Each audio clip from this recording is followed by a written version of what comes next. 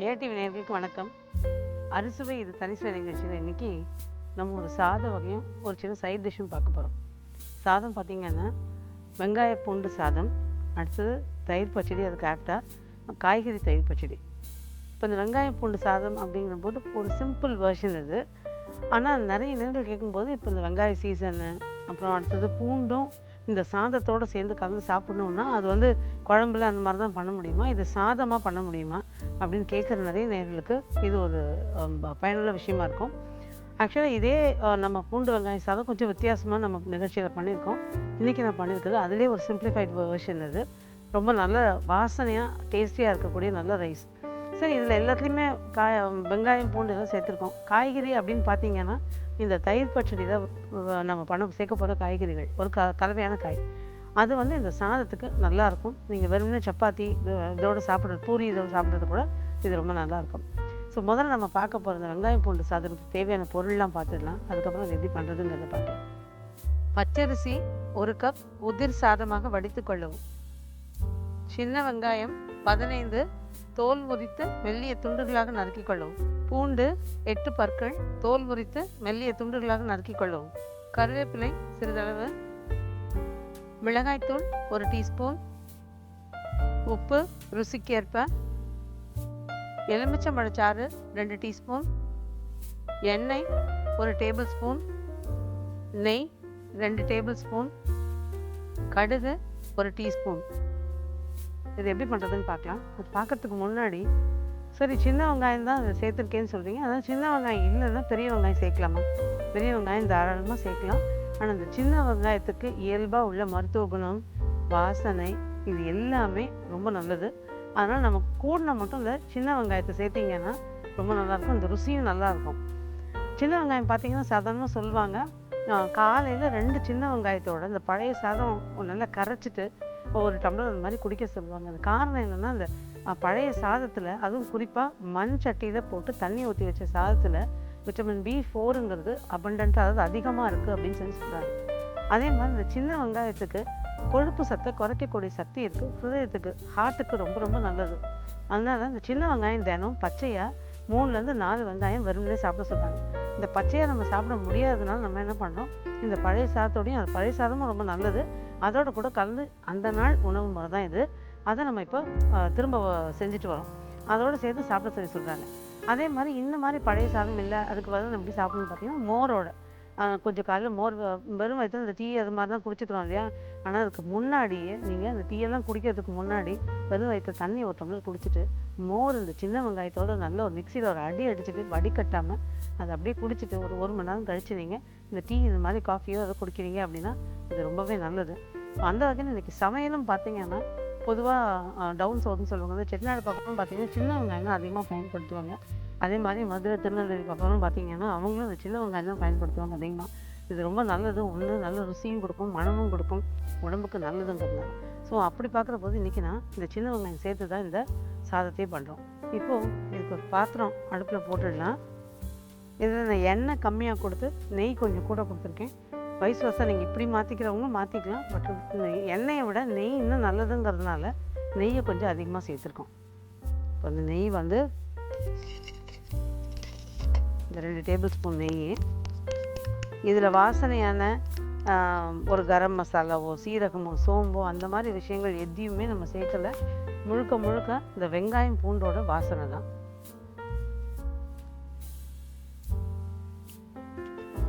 இப்போ நான் எண்ணெயும் ஊற்றிருக்கேன். எண்ணெய் நெய் கலவை நல்லா காயணும். காய்ஞ்சதுக்கப்புறம் நம்ம அதில் கடுகு சேர்த்துக்கலாம். இந்த கடுகும் பார்த்திங்கன்னா, அதாவது சில பேர் சொல்லுவாங்க அந்த கடுகு கொஞ்சம் சூடு. அந்த கடுகு இப்போ ஊறுகாயெல்லாம் பண்ணுற போது பார்த்திங்கன்னா கடுகு தூள் சேர்க்குற காரணம் இது டாக்ஸஸ் ப்ரிசர்வேட்டிவ். ஒரு ஊறுகாய் கெட்டு போகாமல் இருக்கிறதுக்கு நம்ம அந்த மருந்து இந்த மருந்துலாம் போடாமல் அதுவும் குறிப்பாக நிறைய ஊறுகாய் வகைகளுக்கு, மாங்காய் ஊறுகாய் வகைகளில் நம்ம இந்த கடுகு தான் சேர்த்துப்போம்.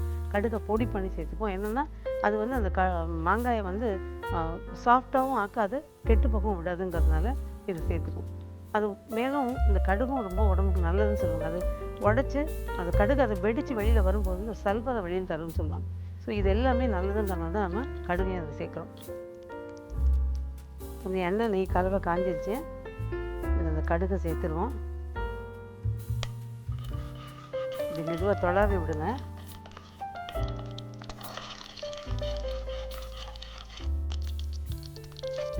இதில் கடுகு பொரிஞ்சிருக்கு. நல்லா பொரிஞ்சதுக்கு அப்புறமா நம்ம இதில் வெங்காயத்தை சேர்த்துக்கலாம். அதோட சிட்டிகை உப்பு,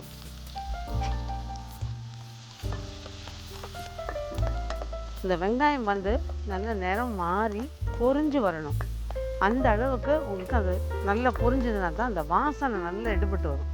அதனால் நல்லா வதக்கணும். அதே மாதிரி பூண்டு வந்து சீக்கிரம் வதங்கிடும், வெங்காயம் கொஞ்சம் நேரம் ஆகும். அதனால் வெங்காயம் போட்டு ஒரு 2 நிமிஷம் வதங்கினதுக்கு அப்புறமா பூண்டு சேர்த்தோம் அப்படின்னா ரெண்டுமே வதங்க உங்களுக்கு கரெக்டாக இருக்கும். இப்போ பார்த்திங்கன்னா அந்த வெங்காயம் நல்லா வதங்கணும். அது வதங்கிறதுக்குள்ள ஒரு சின்ன கமர்ஷியல் பிரேக் போயிட்டு வந்துடும்.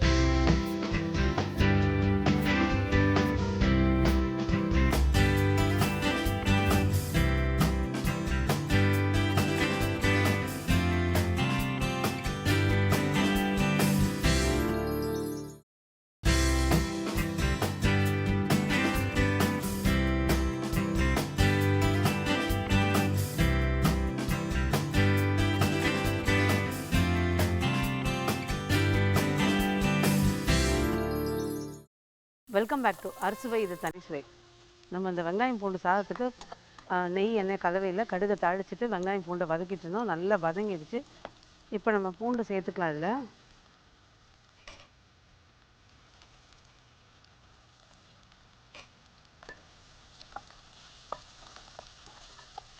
இப்போ இது ஓரளவு கொஞ்சம் நல்லா கைவிடாமல் பரட்டி பரட்டி வதக்கினீங்கன்னா ஒரே மாதிரி வதங்கும்.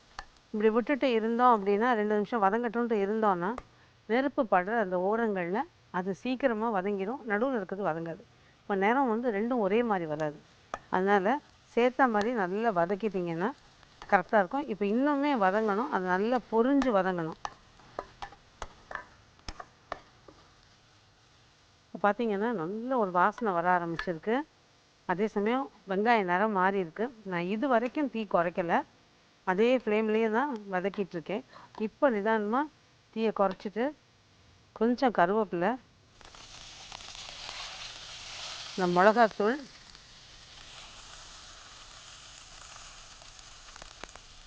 இந்த மிளகாத்தூள் அவங்கவுங்களோட விருப்பம், காரம் ரொம்ப வேணாம்னு நினைக்கிறவங்க கம்மி பண்ணிவிடுங்க.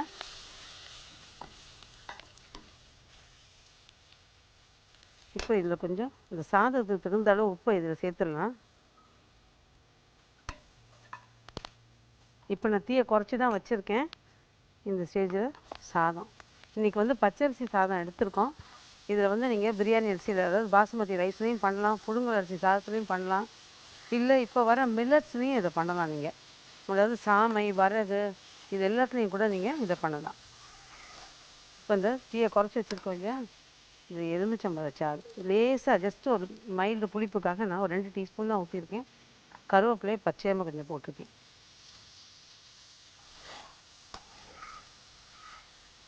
இது நம்ம சாதம் சாப்பிடும்போது இந்த வெங்காயம் வாயில் கடிப்படுற போது இது நல்லா பொரிஞ்சு வதங்கி இருந்ததுன்னா அந்த வெங்காயத்தோட ஃப்ளேவர் அது நல்லா டாமினேட் பண்ணும், சாப்பிடவும் நல்லாயிருக்கும். இப்போ நல்லா கிளறி வச்சு இப்போ நான் தீ கொஞ்சம் தூண்டியிருக்கேன். ஜஸ்ட் அந்த தீயை தூண்டிட்டு ஒரே ஒரு நிமிஷம் அந்த கிளறிட்டு நம்ம விட்டுடலாம். ஒரு 30 செகண்ட் 40 செகண்ட் கிளறினா கூட போதும். நல்லா பரவலாக கலந்ததுக்கப்புறமா ஆஃப் பண்ணிட்டோம்னா வேலை முடியும். ஆஃப் பண்ணிட்டேன். இதை அழியலாம்.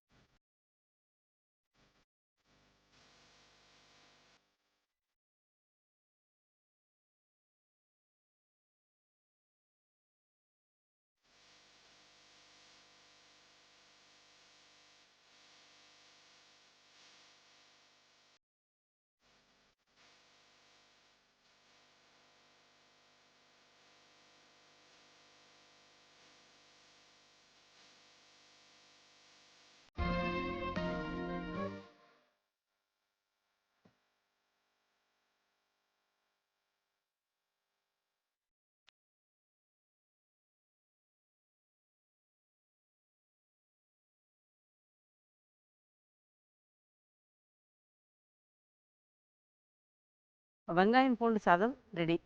நீ அதுக்கு நல்ல ஒரு சைட் டிஷ் ரெடி பண்ண போகிறோம்.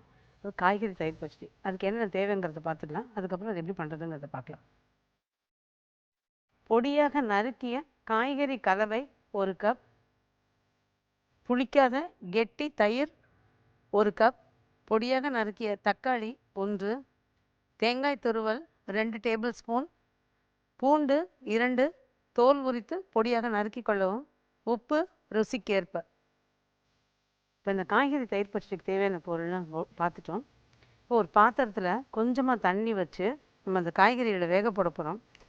இப்போ ஒரு ப்ரெஷர் குக்கரில் வைக்கிறதா இருந்தால் நீங்கள் எல்லா காயும் ப்ரெஷர் குக்கரில் போட்டுட்டு சின்ன ப்ரெஷர் குக்கரில் ஒரு 1/2 கப் தண்ணி விட்டு கொஞ்சம் உப்பையும் போட்டு குக்கரை மூடி ஒரு விசில் அல்லது 2 விசில், அதுக்கு மேலே கட்டாயம் வேண்டாம், ஒரு 10லேருந்து 20 செகண்ட் விட்டுட்டு மெதுவாக ப்ரெஷர் ரிலீஸ் பண்ணிட்டு ஓப்பன் பண்ணிவிட்டு வேறு பாத்திரத்தில் உடனே மாற்றிடுங்க.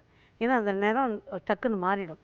அதனால் வேறு பாத்திரத்தில் மாற்றிடுங்க. நல்லா ஆற விட்டுட்டு அந்த தண்ணி அதிகமாக இருந்ததுன்னா தண்ணியை கொஞ்சம் இருத்து எடுத்துட்டு அந்த தண்ணியை ரசத்துலேயோ சாம்பார்லேயோ எதையோ ஊற்றிக்கலாம். அப்புறம் அந்த காய்கறியில் நம்ம இப்போ கலக்கிற மாதிரி கலக்க போகிறோம். அதே மாதிரி இன்றைக்கி நான் வந்து அந்த காய்கறி தயிர் பச்சடிக்கு காரம் சேர்க்குற மாதிரி ஒரு மிளகுத்தூளோ மிளகாத்தூளோ அடுத்தது இது பச்சை மிளகாய் இது எதுவுமே நான் கொடுக்கல. என்னென்னா இந்த சாதத்தில் காரம் கொஞ்சம் தெரியும், அதுக்கு இது கரெக்டாக இருக்குங்கிறதுனால கொடுக்கல. விருப்பப்பட்டு கொஞ்சம் காரம் பிடிக்கும்னு நினைக்கிறவங்களா இருந்தீங்கன்னா மிளகுத்தூளோ அல்லது ஒரு பச்சை மிளகாயை நல்ல பொடியாக நறுக்கிட்டு முடிஞ்சால் விதையும் எடுத்துட்டு பொடியாக நறுக்கி இதோட கலந்துக்கிறவங்க கலந்துக்கலாம். இப்போ ஒரு பாத்திரத்தில் தண்ணியை நல்லா சூடு பண்ணிக்கலாம். கேரட், அடுத்தது இதில் உருளைக்கிழங்கு, இது எல்லாமே நான் பொடியாக நறுக்கியிருக்கேன். ஸோ உருளைக்கிழங்கு காய்கறிகள் எல்லாமே பொடியாக நறுக்குனீங்கன்னா உங்களுக்கு தயிரோடு நல்லா பைண்ட் ஆகும். பீன்ஸு, பட்டாணி, ஃப்ரோசன் பட்டாணி, அதாவது நான் ஃப்ரீசரில் எடுத்து வச்சுருந்தேன். ஸோ உங்களுக்கு வந்து இப்போ உடனே போட வேண்டாம், கொஞ்சம் நேரம் கழித்து நம்ம இல்லை போட்டு ஒரு கொதி விட்டு எடுத்துக்கலாம், ஏன்னா அது சீக்கிரம் வெந்துடும். இதோட கூட கொஞ்சமாக உப்பு. ஸோ இப்போ காய்கறியெல்லாம் போட்டிருக்கோம், உப்பு சேர்த்துருக்கோம், வெந்துக்கிட்டு இருக்கு. இப்போ பார்த்திங்கன்னா இந்த காய்கறி தயிர் பச்சடி அப்படின்னு நம்ம இதை பண்ணுறோம். இதில் வந்து நம்ம இப்போ கேரட்டு, பீன்ஸு, பட்டாணி, உருளைக்கிழங்கு நல்லா ருசி கொடுக்கும் அந்த உருளைக்கிழங்கு, அதனால் சேர்த்துருக்கோம். மேலும் உருளைக்கிழங்கு வந்து பார்த்திங்கன்னா வறுக்கும் போது எண்ணெய் அதிகமாக சேர்த்து வறுக்கும் போது தான் அதில் உள்ள நிறைய மாற்றங்கள் நிகழுதுங்கிறாங்க. ஸோ வேக வச்சு மசித்து சாப்பிடும்போது அது உடம்புக்கு ரொம்ப ரொம்ப நல்லதுங்கிறாங்க அந்த கிழங்கோட. ஸோ அதுவுமே நம்ம நல்லா வேக வச்சு பண்ணும்போது நல்லா டேஸ்டியாகவும் இருக்கும், அதே சமயம் எண்ணெய் இல்லாததுனால அது உடம்புக்கு நல்லதும் செய்யும். இப்போ அடுத்து பார்த்திங்கன்னா சரி தயிர் பச்சடி அப்படின்னா நம்ம வந்து வெங்காயம், தக்காளி, வெள்ளரிக்காய் இது 3 தான் பெரும்பாலும் பண்ணுவோம். ஆனால் இந்த மாதிரி தயிர் பச்சடியை விதவிதமாக பண்ணலாம். இன்றைக்கி நம்ம பார்த்துட்டு இருக்கிறது காய்கறி. இந்த காய்கறியை பார்த்திங்கன்னா கத்திரிக்காயும் கூட நீங்கள் மெல்லிய துண்டுகளாக நறுக்கிட்டு எண்ணெயில் பொரிச்சு எடுத்து ஒரு டிஷ்யூ பேப்பரில் போட்டு ஆற விட்டுருங்க. தயிரில் வந்து பச்சை மிளகா, தேங்காய், கொஞ்சம் முந்திரி பருப்பு, அதோட கூட 2 சீரகம் வேணும்னா 2 சீரகம், இதையும் வச்சு நல்லா ஒரு அரைச்சிட்டு, அதாவது நைஸாக அரைக்க வேண்டாம், கலக்கரன்னு அரைச்சிடுங்க. அரைச்சி தயிரில் கலந்து உப்பு போட்டு ரெடியாக வச்சுடுங்க. எப்போ பரிமாற போகிறீங்களோ அப்போ அந்த பொரிச்சு வச்சுருக்க கத்திரிக்காய் அதோடு சேர்த்து நல்லா கலந்துட்டு பரிமாறினீங்கன்னா நல்லாயிருக்கும். கத்திரிக்காய் ஏன் முதல்ல சேர்க்க வேணாம்னு சொல்கிறோம் அப்படின்னா அந்த கத்திரிக்காயை பொரிச்சு எடுத்துகிட்டு தயிரோட கலந்து அப்படியே விடும்போது ஒரு லேசாக அந்த கலர் மாறுறதுக்கான வாய்ப்பு அதிகம். அதனால கத்திரிக்காயை பொரிச்சு எடுத்து தனியாக வச்சுக்கோங்க. அதுக்கப்புறமா இந்த தயிரோட கலந்தும் பரிமாறுங்க. அடுத்தது கீரை பார்த்திங்கன்னா முளைக்கீரை, அரைக்கீரை இது எல்லாமே ரொம்ப நல்லாயிருக்கும். நல்லா சுத்தம் பண்ணிவிட்டு பொடியாக நறுக்கிட்டு குக்கரில் உப்பு போட்டு ஒரு விசில் வச்சு எடுத்துடுங்க. நல்ல ஒரு பரத்தில் ஒரு பிளேட்டில் போட்டு ஆற விட்டுருங்க. ஆறுனதுக்கப்புறமா ஒரு பாத்திரத்தில் போட்டுக்கிட்டு இதே மாதிரி தேங்காய், பச்சை மிளகாய், இதையும் கொஞ்சம் முந்திரி பருப்பு வேணும்னா முந்திரி பருப்பு அதையும் அரைச்சி இந்த கீரை மேலே போட்டுடுங்க. அப்போ கொஞ்ச நேரம் கழித்து அது நல்லா ஆறுனதுக்கப்புறமா இந்த தயிரை நல்லா கெட்டி பண்ணி அதோட கலந்துட்டு நல்லா கலந்துடுங்க. தயிர் அதிகமாக தெரியணும். அந்த தயிர் அதிகமாக தெரியும் போது தான் பார்க்கவும் நல்லாயிருக்கும், டேஸ்ட்டும் நல்லாயிருக்கும். அதனால் தயிரை கொஞ்சம் அதிகமாக போட்டு நல்லா கலந்துட்டு பரிமாறலாம். இதில் ஒன்றே ஒன்று இன்றைக்கி நம்ம பார்த்திங்கன்னா பூண்டு சேர்த்துருக்கேன். பூண்டு வந்து இந்த தயிர் பச்சடிக்கு ஒரு நல்ல வாசனை கொடுக்கும், அதனால பூண்டு சேர்த்துருக்கேன். பூண்டு விருப்பம் இல்லாதவங்க இதை பூண்டை அப்படியே தவிர்த்துடலாம். அதுக்கு பதிலாக நீங்கள் எதுவுமே சேர்க்க வேண்டாம், வெறுமனே நம்ம மற்ற பொருள்லாம் சேர்த்து நீங்கள் தயிர் பச்சடி பண்ணலாம். அடுத்தது வாழைத்தண்டும் அதே மாதிரி பொடியாக நறுக்கிட்டு ஸ்டீம் பண்ணுறது, அதாவது ஆவியில் வேக வைக்கணும், அல்லது ஒரு கிண்ணத்தில் வச்சு குக்கருக்குள்ளே வச்சு உப்பை பெசரிட்டு குக்கரில் தண்ணி வச்சுடுங்க. இந்த கிண்ணத்தையும் உப்பை பெசரின வாழைத்தண்டையும் வச்சு கிண்ணத்துக்குள்ளார அது குக்கருக்குள்ளே வச்சு மூடி 2 விசில் விட்டு இறக்கிடுங்க. ப்ரெஷர் அடங்கினதுக்கப்புறமா அதை திறந்து எடுத்து நல்லா ஆற விட்டுட்டு அதில் இப்போ வந்து நம்ம போடுற இதெல்லாம் கலந்துக்கலாம். தயிர், ஆனால் அதுக்கு நீங்கள் தேங்காய், பச்சை மிளகாய் அரைக்கணும்னு அவசியம் இல்லை. தயிர், துருவிய தேங்காய், பொடியாக நறுக்கின விதை நீக்கிய பச்சை மிளகாய், அடுத்தது அதில் நல்ல இவ்வளோ காஞ்ச திராட்சை அதையும் சேர்த்துக்கிட்டிங்கன்னா அந்த வாழைத்தண்டு தயிர் பச்சடி வந்து அங்கங்கே அந்த கடிப்படும் போது அந்த திராட்சை இது ரொம்ப நல்லாயிருக்கும். திராட்சை இல்லை அப்படின்னா வீட்டில் மாதுளம்பழம் இருந்ததுன்னா அந்த மாதுளம்பழமும் இந்த வாழைத்தண்டு தயிர் பச்சடியோட ரொம்ப நல்லாயிருக்கும்.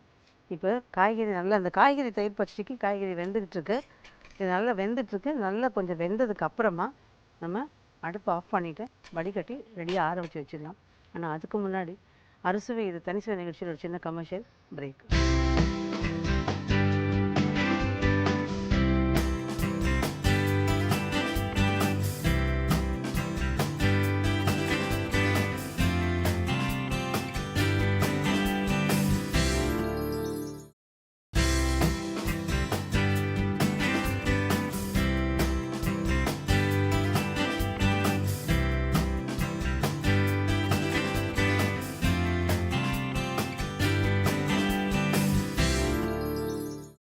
வெல்கம் பேக் டு அறுசுவை இது தனிசுவை. நம்ம காய்கறி தயிர் பச்சடிக்கு காய்கறி கலவையை உப்பு சேர்த்து வேக வச்சுட்ருந்தோம். இப்போது இதில் 3/4 பதத்துக்கு மேலே கொஞ்சம் வெந்திருக்கு. இந்த ஸ்டேஜில் நம்ம பட்டாணி அதில் சேர்த்துடலாம். பட்டாணி வேகிறதுக்கு ஜஸ்ட் ஒரு 20-30 செகண்ட் இருந்தால் போதும். இப்போ தீயை கொஞ்சம் குறைச்சிட்டு ஒரு 2 மினிட்ஸ் வேக விட்டுடலாம். அதை இப்போ பார்த்திங்கன்னா அதில் தண்ணி வந்து நம்ம ஊற்றுற தண்ணி ஆல்மோஸ்ட் வற்றி அதோடு சேர்ந்த மாதிரி ஆயிடுச்சு. என்ன காரணம், கொஞ்சம் இந்த அகலமான பாத்திரம் வச்சுருக்கிறதுனால. நீங்கள் குக்கரில் வச்சிங்கன்னா ஜஸ்ட்டு 1-2 விசில், அதுக்கு மேலே வேணாம். டைம் கன்சம்ஷனும் ரொம்ப ரொம்ப கம்மியாக இருக்கும். இதை நான் அடுப்பை ஆஃப் பண்ணிடுறேன். இப்போ இதை காய்கறி வெந்துருச்சு. நம்ம ஒரு பாத்திரத்தில் அப்படியே ட்ரான்ஸ்ஃபர் பண்ணிடலாம். அதை ஏன்னா ஆறணும். ஆற முன்னாடி தயிர் கொட்டினீங்கன்னா தயிர் திரிஞ்சு திருத்திரியாக நிற்கும். அது பைண்டாகி ஒரு க்ரீமி லுக்குன்னு சொல்லுவாங்க. பார்த்தாலே ஒரு சாப்பிட்ற மாதிரி இருக்கிற லுக்கு போயிடும். நல்லா திருத்திரியே தனியாக திரிஞ்சு நிற்கும். அதனால் சூடாக இருக்கும்போது தயிர் சேர்க்கக்கூடாது.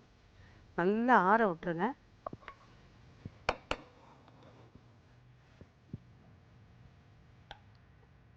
நல்லா ஆறட்டும். இதில் நம்ம ஏற்கனவே உப்பு சேர்த்துருக்கோம். ஸோ தயிரில் அளவாக பார்த்து தயிருக்கு தகுந்த அளவு உப்பு சேர்த்தா போதும். ஏன்னா இதில் பார்த்திங்கன்னா ஆல்மோஸ்ட் தண்ணியும் வடிகட்டலை. ஸோ அந்த உப்பு தண்ணி எல்லாமே கலந்து வெந்ததுனால இது நம்ம வடிகட்டும் போது உப்பு கொஞ்சம் அந்த தண்ணியோடு வந்துடும். ஆனால் இதில் அப்படி இல்லாமல் கரெக்டாக வெந்து அந்த தண்ணியும் பைண்ட் ஆனதுனால நம்ம இதில் உப்பு கரெக்டாக சேர்ந்து கரெக்டாக இருக்கும். நம்ம அதனால் தயிரில் போடும்போது கொஞ்சம் கவனமாக பார்த்து போட்டுக்கணும். இதை நல்லா திரிச்சு விட்டுடுங்க. அப்படி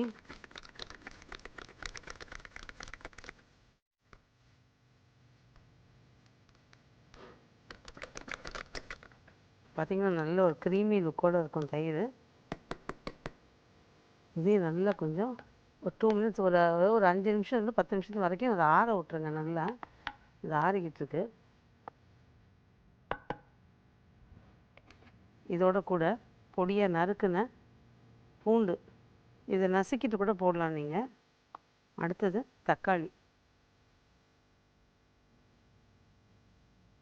தேங்காய் ரெடியாக வச்சுருக்கோம். நீ அடுத்து நம்ம இதோட கலக்க வேண்டியதான் ஒரு ஆறுனதுக்கு அப்புறமா. இப்போ பார்த்திங்கன்னா நம்ம அந்த காய்கறி கலவையை நல்லா வேக வச்சு வச்சுருந்தோம் இல்லையா, அது நல்லா ஆறி இருக்குது. பார்த்திங்கன்னா ஆறிடுச்சு. இதில் நம்ம ஏற்கனவே தயிரோட உப்பு, தக்காளி, கொஞ்சம் தேங்காய் துருவல் எல்லாம் போட்டு பூண்டையும் போட்டு வச்சுருந்தோம். இப்போ இதையும் இதோடு சேர்த்துடலாம்.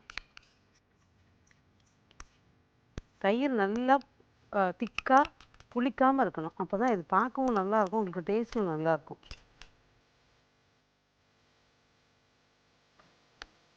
சர்விங் பவுலில் எடுத்துக்கலாம்.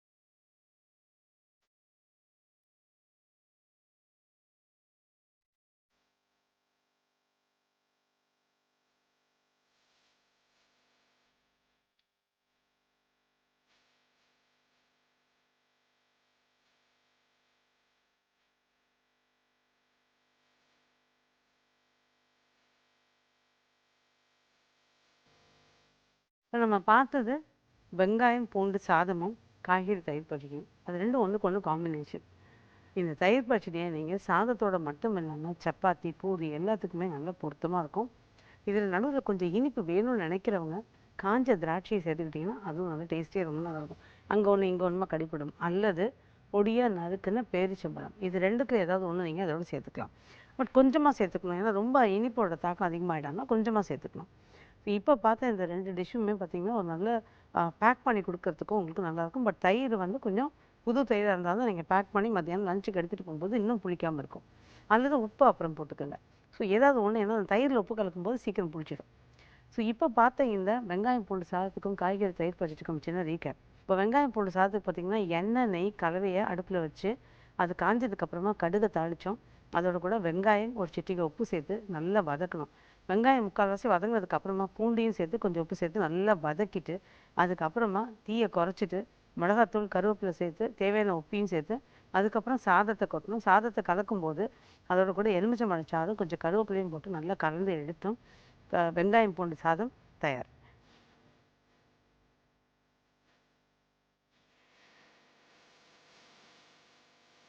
அடுத்தது காய்கறி தயிர் பச்சடிக்கு பார்த்தீங்கன்னா, காய்கறியை ஒரு பாத்திரத்தில் தண்ணி விட்டு காய்கறி கலவையை வேக போட்டு விட்டுணும். முக்கால்வாசி வெந்ததுக்கு அப்புறமா அதில் பட்டாணி சேர்த்தோம். பட்டாணி வந்து நல்லா இறக்கி ஆற வச்சு நல்லா ஆற வச்சிட்டோம். அது ஆறுறதுக்குள்ளார கொஞ்சம் தயிரை நல்லா செலுப்பிட்டு அதோட கூட நறுக்கின பூண்டு, அதோட கூட தக்காளி, தேங்காய் துருவல் எல்லாம் போட்டு கலந்து ரெடியாக வச்சுக்கிட்டோம். இந்த ஆறின காய்கறியில் இந்த தயிர் கலவையை கொட்டி நல்லா கலந்துட்டு பரிமாற கிணக்கு எடுத்தாச்சு. ஸோ காய்கறி தயிர் பச்சடியும் தயார்.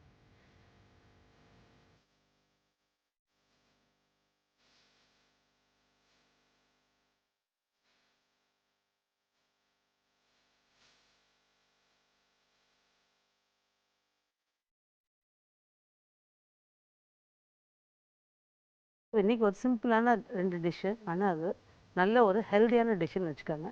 ஈஸியாக பண்ணக்கூடியது. ட்ரை பண்ணி பாருங்கள். நிச்சயமாக ஒரு நல்ல ஃபீட்பேக் கொடுங்க. மீண்டும் அறுசுவை இது தனி சுவை நிகழ்ச்சியில் வரும் வாரம் உங்களை சந்திக்கிறேன். நன்றி, வணக்கம்.